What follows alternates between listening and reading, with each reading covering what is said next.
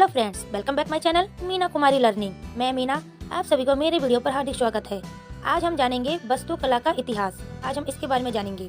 चलिए अब हम वीडियो को शुरू करते हैं। वास्तुकला के इतिहास पर एक संक्षिप्त नज़र। मानव इतिहास में वास्तुकला कैसे बदल गई और कैसे विकसित हुई, इसे समझने के लिए हमें प्रतिष्ठित स्थलों और उनके बारे में जानना होगा। वास्तुकला का इतिहास समय के माध्यम से एक आकर्षक यात्रा है जो मानव सभ्यता के विकास और समाजों की लगातार बदलती जरूरतों के माध्यम से बदलती गई। दुनिया के प्राचीन आचार्यों से लेकर आज के नवीन संरचनात्मक तक वास्तुकला के रूप में पूरा बदल चुका है। वास्तुकला मानव संरचनात्मक और सरलता की मौलिक अभिव्यक्ति रही है। आज मनुष्य ने ऐसी पीढ़ियों को पार कर लिया है जो वास्तुकला का पूरा अद्भुत कलाकार बना चुकी है। इसी प्रकार वस्तु की उत्पत्ति का पता प्रागैतिहासिक कला से लगाया जा सकता है, जहां प्रारंभिक मनुष्यों ने प्राकृतिक सामग्रियों का उपयोग करके सरल आश्रय बनाए थे। पहले के जमाने के लोग पेड़ों से घर बनाते थे, घास फूस से घर बनाते थे और मिट्टियों का घर बनता था और गोबर के लेप से घर बनाते थे। ऐसे ही इनका विकसित होता गया।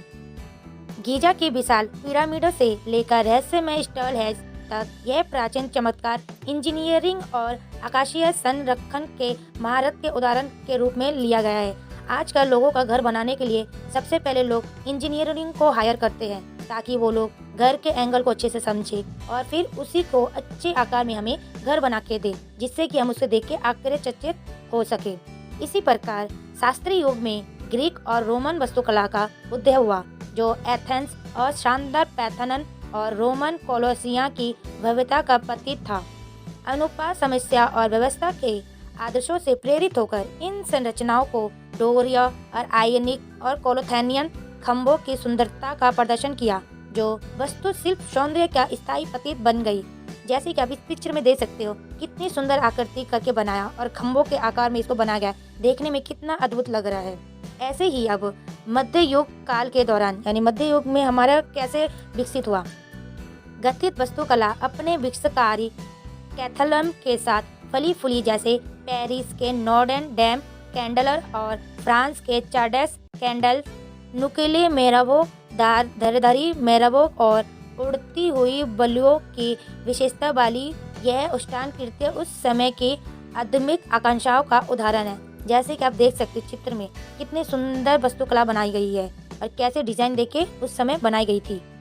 अब पुनर्जागरण के शास्त्रीय आदर्शों का पूर्ण द्वारा किया गया बुल्लेस्की और माइकल एंजेलो जैसे वास्तुकारों ने वेटिकन सिटी में फ्लोरेंस के गुंबद और सेंट पीटर बेसिलिका जैसी संरचनाओं का एक अमिट छाप छोड़ी।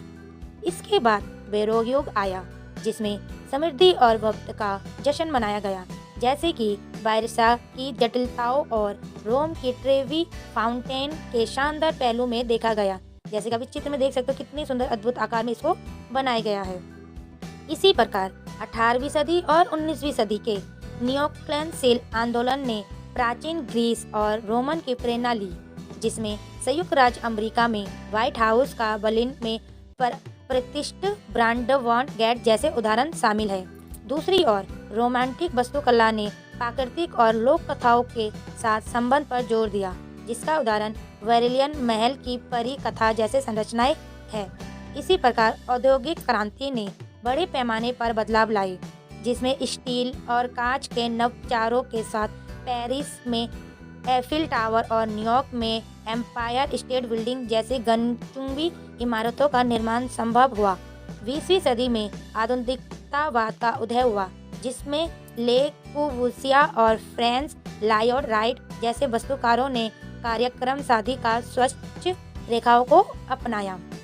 इसी प्रकार उत्तर आधुनिक वास्तुकला ने ऐतिहासिक संदर्भों और उदार डिजाइनों को शामिल करते हुए आधुनिकतावाद की कठोरता को चुनौती दी। फ्रैंक ग्रे द्वारा डिजाइन किए गया स्पेन को प्रतिष्ठा गुगनहेम संग्रहालय विलाओं संकलित वस्तुओं की सरलता और नवीनता का उदाहरण दी। जैसे देख सकते हो, पानी के ऊपर जो घर बनाया, कितना अद्भुत वास्तुकला बनाई गई है। ऐसे ही हमारा देश विकसित होता गया और हर एक जमीन में वास्तुकला के रूप में उसको आकार दिया गया। 21वीं सदी में स्थिरता एवं सर्वदा चिंता बन गई, जिसमें हरित वास्तुकला को जन्म दिया। न्यूयॉर्क शहर में वन वर्ल्ड ट्रेड सेंटर अपने लीड प्लानेट डिजाइन के साथ स्थित समारोह के बीच एक सामंजस्य संतुलन प्रतिष्ठित करा। इस अद्भुत कला को देखिए, कैसे एफिल टावर का टावर और इसका चोच दो निकाला। ये किस आर्किटेक्ट ने बनाया होगा और कैसे दिमाग लगाकर बनाया होगा। इस योगों से मानवता की आकांक्षाओं और सरलता को दर्शाती है। मिस्र की रहस्यमय पिरामिडों से लेकर आज की ऊंची गगनचुंबी इमारतों तक, यह प्रतिष्ठित संरचनाएं वास्तुशिल्प प्रतिभा की स्थायी शक्ति के प्राण के रूप में खड़ी है। जैसे जैसे हम भविष्य की ओर देखते हैं, आर्किटेक्ट्स सीमाओं को आगे बढ़ाना, संभावनाओं को फिर से परिभाषित करना और ऐसे स्थान बनाना जारी रखते हैं जो ये मानवीय भावनाओं से मेल खाते हैं। जैसे कि उदाहरण के तौर पे हम समझा सकते हैं कि जैसे नरेंद्र मोदी जी ने अभी अभी अयोध्या का निर्माण किया है, जो राम मंदिर बनाई गई है अयोध्या में, कितना सुंदर अद्भुत कला करके आकर्षित है। कौन से आर्किटेक्ट ने ऐसे अद्भुत कला को बनाया होगा,